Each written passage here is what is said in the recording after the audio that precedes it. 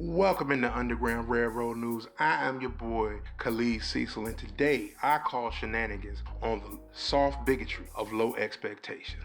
Today I'm going to sit up here and I'm going to try to explain to you all the problem with the soft bigotry of low expectations. But first, I'm going to lead with the mistakes I made in my last video.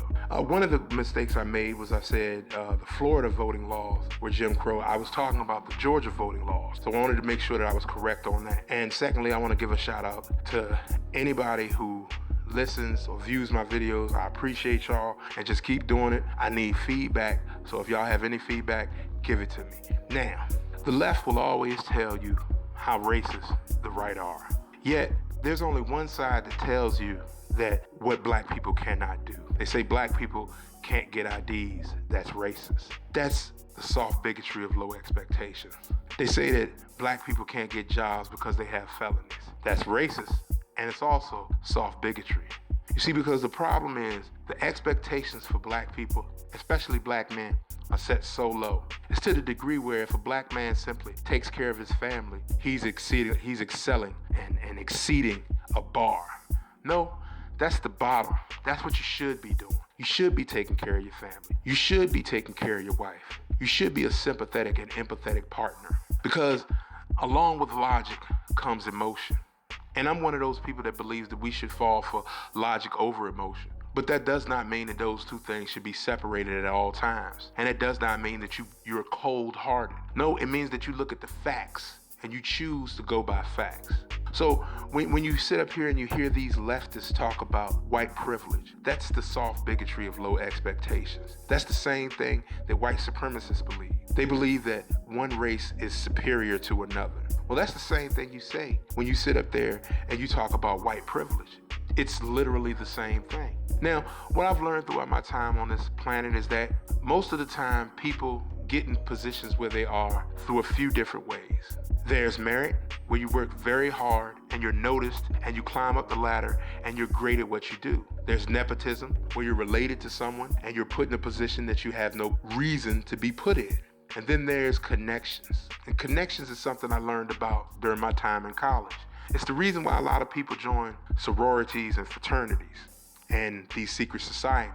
It's not so much for the bragging rights, it's for the connections. It's for the people that you know that are in your little brotherhood. And these things added together have put us in a situation to where we are now.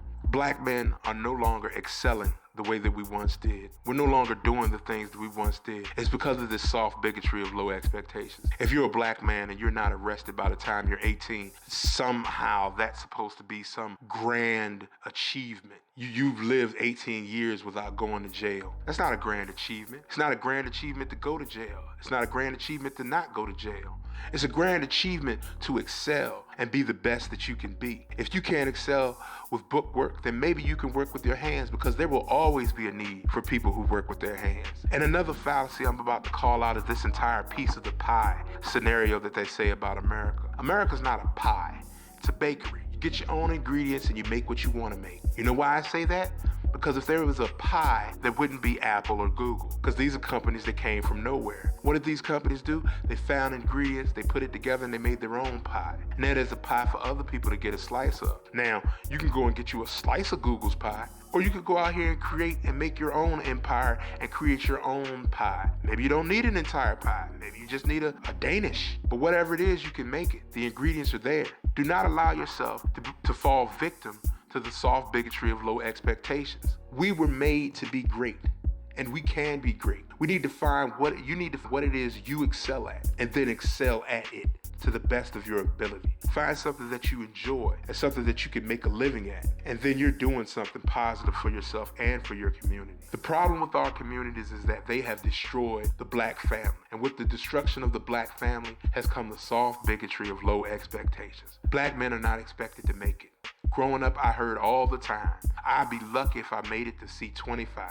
Here I am in my early 40s and thinking that I've achieved something by living this long. I haven't achieved anything, not in that particular way. My achievements go beyond me living past the age of 25. They go with my wife and my 3 beautiful children. They go with the friendships I've cultivated and the people that I've touched throughout my life. So you can't sit here and tell me that I'm not gonna make it, or I'm only expected to make it to a certain degree, because to me, that in and of itself is racist. And we need to get past this thinking. We're building up walls and we're destroying each other and we're not getting any progress. And there's progress to be made in this world. So we need to pull up our big boy pants and we need to understand that there's no such thing as toxic masculinity, just masculinity. Because masculinity does not rape, it does not hurt, it does not kill. It nurtures, it helps, it cultivates, and it creates. It does not destroy. And we need to realize that. And once we do, we'll get past this low level that we are at. Because I'm telling you, we're on the rise. And you need to wake up and realize it. And that's all I have to say for today. So I hope y'all enjoyed it. But for now, I'm going to go underground and work on my master plan.